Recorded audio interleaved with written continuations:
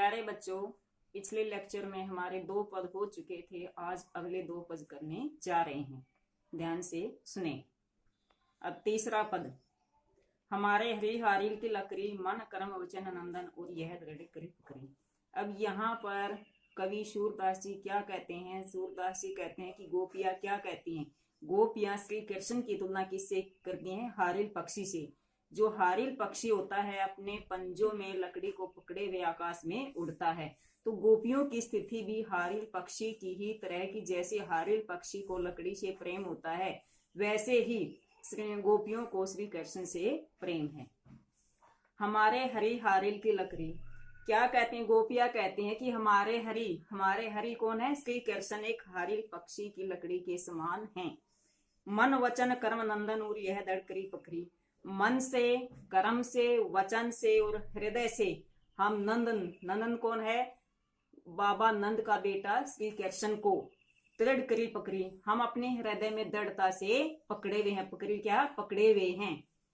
जागत सोवत सौपन दिशी नींद कान्हे जकरी। जागते हुए, सोते हुए, सौपन दिन और रात हमेशा श्री कृष्ण की ही रट लगाए रहते हैं।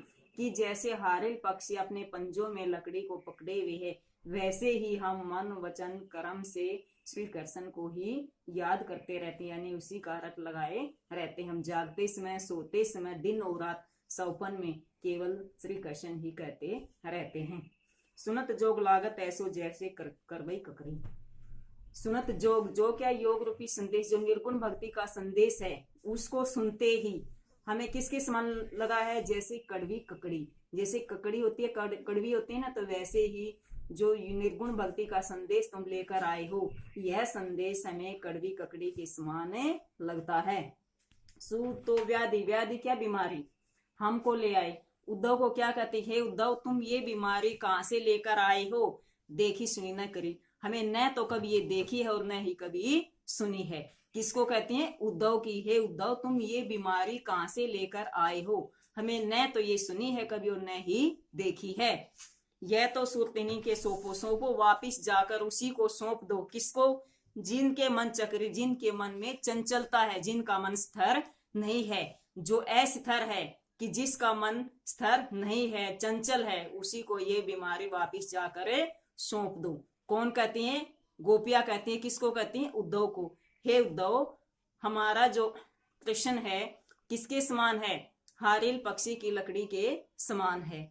हम मन से, वचन से, कर्म से उसी को याद करते रहते हैं। जागते समय, सोते समय, सौपन में केवल श्री कृष्ण की रटे लगाते रहते हैं। तुम्हारे इस निर्गुण भक्ति के संदेश को सुनकर ये कैसी लगी है? कड़वी ककड़ी के समान लगी है।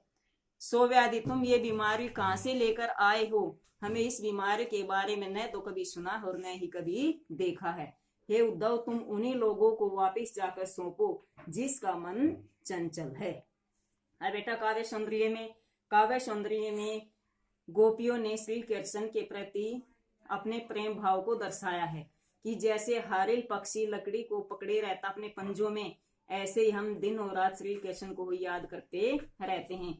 ब्रज भाषा का प्रयोग किया गया है, माधुर्य गुण का प्रयोग किया गया है और वियोग श्रृंगार रस का प्रयोग है। अलंकार बेटा इसमें जैसे हमारे हरी हारिल लकड़ी, इसमें क्या? अनुप्रास अलंकार है।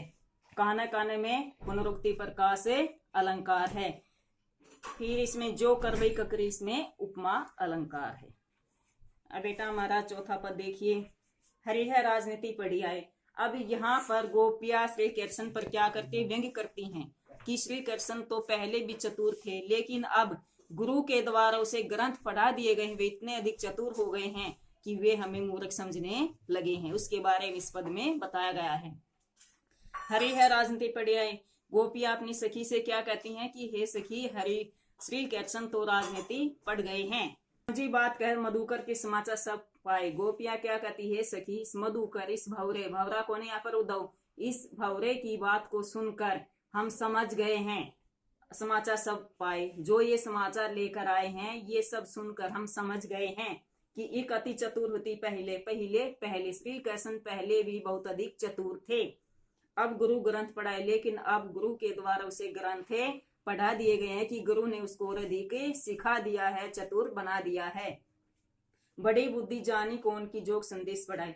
उनकी बुद्धि इतनी अधिक बढ़ गई है, इतनी अधिक कि हमारे लिए उन्होंने क्या भेजा है, निर्गुण भक्ति का जो संदेश भेजा है, इसको सुनकर हमें यह एहसास हो रहा है कि श्री कृष्ण की बुद्धि और अधिक बढ़ गई है। उद्धव भले लोग आगे के पर हित डोल धाय। हे उद्धव, पहले के लोग अच्छे थे। क्यों थे अच्छे? क्योंकि पर दूसरे के हित में डोलते, दूसरे के हित के लिए वे इधर उधर भागते रहते थे, दूसरे की सहायता करना चाहते थे।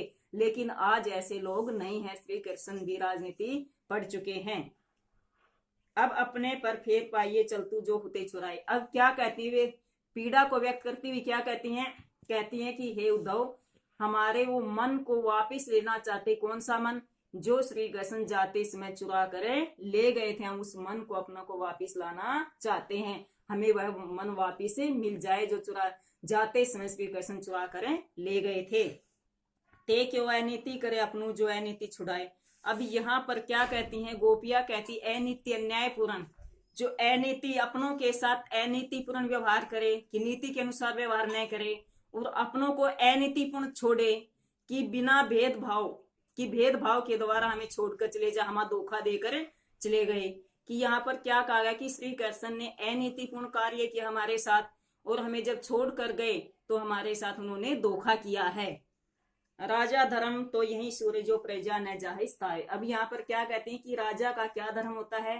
राजा का धर्म होता है कि वह प्रजा को कभी न सताए, प्रजा की हमेशा सहायता करे। लेकिन श्री कृष्ण ने हमें बहुत सताया, हमें बहुत पीड़ा दी है। अब बेटा इसके काव्य सौंदर्य में अनुप्रास अलंकार है। इसमें से क्या कहा गया है? इसमें गोपियों ने श्री कृष्ण पर व्यंग करते हुए कहा गया है कि श्री कृष्ण अब राजनीति पढ़ गए हैं, गुरु के द्वारा उसे अधिक ग्रंथ पढ़ा दिए गए हैं, जो हमारे लिए उन्होंने निर्गुण भक्ति का संदेश भेजा है। ब्रज भाषा का प्रयोग है, वियोग श्रृंगार रस है, और इसमें प्रसाद गुण का प्रयोग किया गया है, अनुप्रास अलंकार का प्रयोग किया गया है। बेटा ये वैसे ही लिखना है। कल भी मैंने बताया था, पिछले लेक्चर में भी बताया था कि सबसे पहले पद लिखोगे, फिर शब्दार्थ, फिर क्या लिखोगे? प्रश्न, फिर व्याख्या करोगे, व्याख्या के बाद काव्य सौंदर्य लिखोगे। धन्यवाद।